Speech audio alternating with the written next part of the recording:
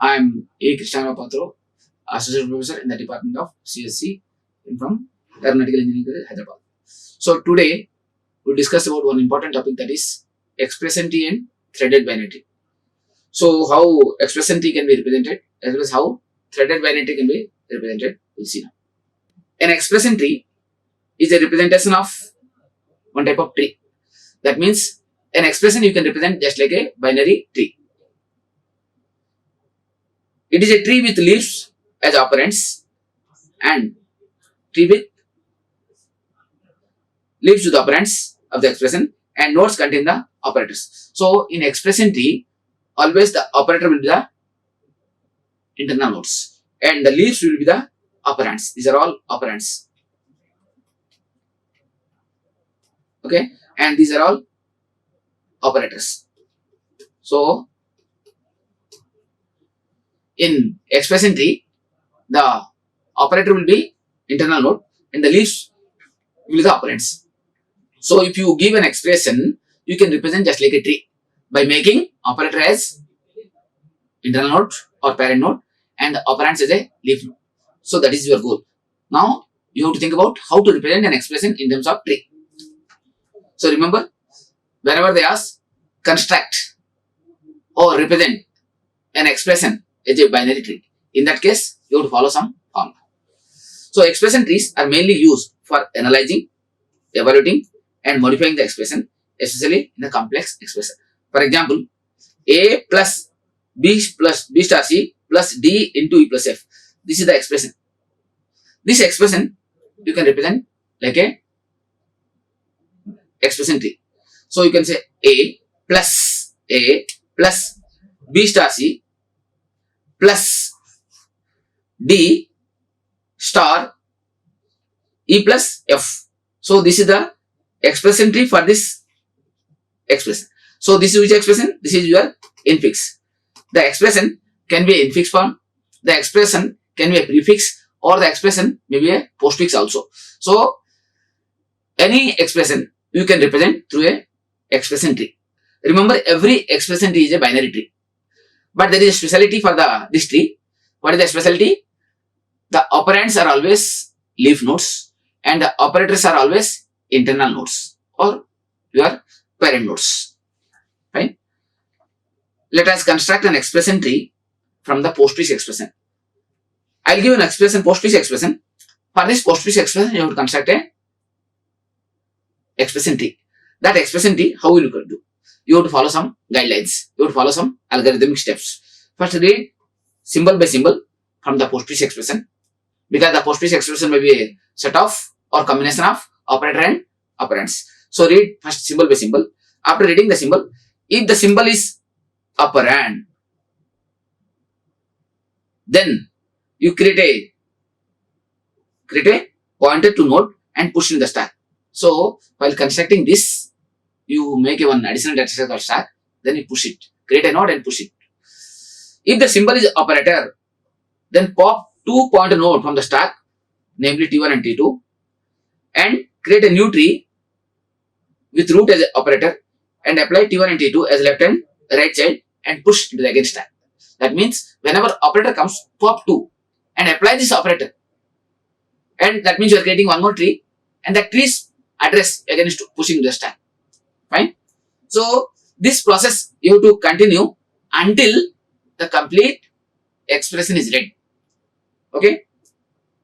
So this process you have to follow while converting the postfix expression into binary tree. So what you have to do? First read the symbol, then check whether symbol is operator or operands. If operand comes, create a node, then push in the stack. If operator comes, pop 2 and apply this operator. Then again you are creating one more tree. Then you push that root node of the tree to stack. So this process will continue till end of the expression. Let us have a small example here. I am having a postfix expression A, B plus C star. This is the expression given. Now you have to read symbol by symbol. The first two symbols are what? A and B. A is an operand, B also operand. So what you have to do? Now create a node and push in the stack. Then create one node, push in the stack. So A is push, B is push into the stack. The next symbol is what? Plus comes. Now plus is my operator. Whenever plus is operator, what you have to do? Now you have to pop 2, then create a tree, again push. So let us, now when the plus symbol comes, because plus is my operator, I have to pop 2. Already A and B are in the stack. Now pop 2 and apply the plus. So now this become a 1 subtree and push that node into that stack. So my stack having now only 1. Okay, only 1 node. This node is now 1 subtree. Now next is what? C. C is operand. Whenever operand comes, simply push into the stack. No need to pop. Only you have to pop whenever there is a operator. So create a node and push in the stack. Next, the star symbol comes. Star is your operator. If operator comes, you have to pop 2. Pop 2 and apply the star in between. So this is already, this tree is available and this node is there. Apply the star. After applying the star, what happens? This become one more subtree and push in the stack. So this is the way you are pushing into the stack again. So whenever star comes, it is the operator, you are popping and creating a subtree and the tree is pushed to stack. So our expression was what? Our expression was A, B plus C star. So up to star you have reached. So whenever star has reached, then you have to stop it. So this is the final expression tree. This is my expression tree. Okay. So this is the way expression tree can be constructed. So you have to follow this step. Read symbol by symbol. Check whether symbol is operator or operand. If it is operand, directly create a node and push in the stack. If it is operator, pop 2 and apply this operator in between. You make the first node as a left, second node as a right and apply here. This tree again push in the stack. Keep on doing till end of the expression. At the bottom, always in the stack, you will find only single node. If there are more than 2 nodes at the end, then it is invalid expression. So please remember, whenever you have reached to the end of the expression, there will be only 1 point in the stack.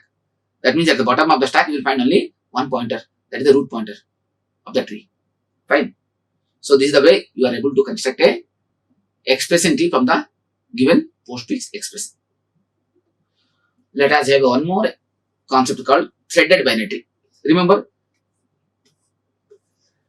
whenever you are creating a binary tree, generally binary tree means what? It is a collection of nodes with parent-child relationship. Assume when you are creating a tree, example I will give, A is a node. When you are creating a node, the data will be in the middle part and this will be left pointer, this will be right pointer. There will be always 2 pointers. The left pointer will be holding the address of left data and right pointer will be holding the address of right node data. Okay. So now when I am creating a node, always I am maintaining 2 pointers, left pointer and right pointer. Sometime there may be null value. There will be null value. So this null value you have to utilize properly for traversing. So this threaded binary tree talks about how I can utilize my null pointer with my special pointer which can help me to traverse easily. That concept is actually a thread concept. So I have to know whether this is a valid or proper null pointer or improper, whether it is a holding real address or holding simply null. So my threaded binary tree concept talks about how to introduce a thread concept so that I can traverse the tree easily. Generally, while traversing, you can traverse by using a stack or by using a recursion concept. So let us discuss now. Threaded binary tree is a simple binary tree, but there are speciality that null pointers of the leaf node of binary tree is set to in-order predecessor or in-order successor. Whatever the null pointers are there, that null pointer you have to fill with its in-order successor or predecessor. If it is a left, in-order predecessor. If it is a right, in-order successor, you have to fill that address so that you can traverse easily. Okay, listen carefully. The main idea behind setting such a structure to make inner and pre-order traversal of the tree is faster. So threaded binary tree will be faster for traversing because it gives you the direct address how you can traverse. Because in earlier case you have to use a stack, then you have to do push and pop. It takes additional time. So to avoid that time, you can use the thread, which will be helpful for traversing. Without using additional data structure, you can traverse. Generally, in the case of normal binary tree, you are using stack for traversing. So now here, you need not use any stack. So the threads are useful for fast accessing of ancestor nodes. So there are two types of threaded binary tree. One is single threaded binary tree, second is double threaded binary tree. Single threaded binary tree means where a null right pointer is made to point to reordered successor if exists. In the double threaded binary tree, where both left and right null pointers are made to point to inner predecessor as well as inner successor respectively. So the predecessor threads are useful for reverse inner as well as traverse. So generally, the threaded binary tree will be more useful for traversing easily. Now, if you think about this tree, A is root node, S left is B, S right is C. That means its both pointers are fully occupied. Both are not null. That means it is holding the address of B, this is holding the address of C. Similarly, B having two child.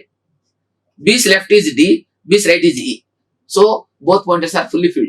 Similarly, for C, if you observe here, C's left is F, C's right is G. Okay. Similarly, D's left is H, D's right is I. If you think about the E having left and right, both are null. Both are null. So this null pointer I have to utilize properly so that I can traverse easily. So similarly, F's left is null and this is pointing here. G's left is null and null. Whereas J's left and right null. Similarly, H's left is null. I's left is null. So that means here found what? Most of the time there will be more null pointers. So these null pointers I have to overcome. I have to replace with a thread. So thread also one type of pointer, which will be pointing its either inner or successor. Means inner predecessor or inner successor node's address. So thread is one type of pointer. It will be holding its previous node's address or next node's address. Previous means inner predecessor, next means inner successor. Is it clear? So this is the way the thread will be constructed. So most of the time the binary tree will have more null pointers because generally the leaf nodes will have always null pointers, or internal parent node with single child there will be a null pointer. So these null pointers you have to utilize effectively so that traversing will be easy. So the advantage of threaded binary tree is easy to traverse. No need to use stack. Generally in the case of normal binary tree, it uses stack internally to traverse. So here for threaded binary tree, stacks are no more required because already you know the where to go. You know your predecessor's address as well as your successor's address. Let us think about this thing. When you represent the binary tree using a linked list representation, H, I, E, F, G and G are left child. These pointers are null. H left null, I's null and J null, E null, G. So almost all pointers means their most null values are there. These null values are replaced by its inner predecessor respectively. Now for H there is no left. So when there is no inner predecessor, then you can point to the parent. Inner predecessor is not the parent. Similarly, H, its right, its predecessor, because it is a null pointer, it can be replaced with G, means D. So you have to find which node is its predecessor. That node's address you have to store in the pointer. So In the left null pointer, you have to store inner predecessor address. Right null pointer will be replaced by its inner successor node's address. So all nodes H, I, E, H, G, right child pointers are null. So the null pointers are replaced by address of its inner successor. Which is the inner successor? H to D, H inner successor D, I to B, I's inner is B, its inner. Okay, and E to A, E will be holding address of A, and J to C, J will be holding its inner successor C. Okay, so both G and A doesn't have inner successor. So when there is no inner successor, it can be point to A. So whenever there is no its successor, always go to the root node. So here A is my root.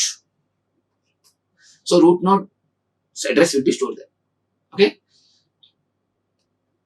So this is the way of representing a threaded binary tree. So to convert the above example threaded binary tree into threaded binary tree, first you find the inner traversal of the tree. After knowing the inner traversal, then you can construct. Because from inner traversal, who is predecessor and who is successor will be knowing. Now please observe here. For example, here I may ask, which is the inner predecessor? The inner predecessor is H here for D. Inner successor I. Similarly for B, inner predecessor is I and inner successor is E. For A, inner predecessor is E, inner successor is F. Like this you can find. So whenever you want to convert a binary tree to a threaded binary tree, then always first you find its inner traversal. After knowing inner traversal, then you can construct the threaded binary tree. Okay, thank you. Like, share and subscribe. Hit the bell icon for more updates.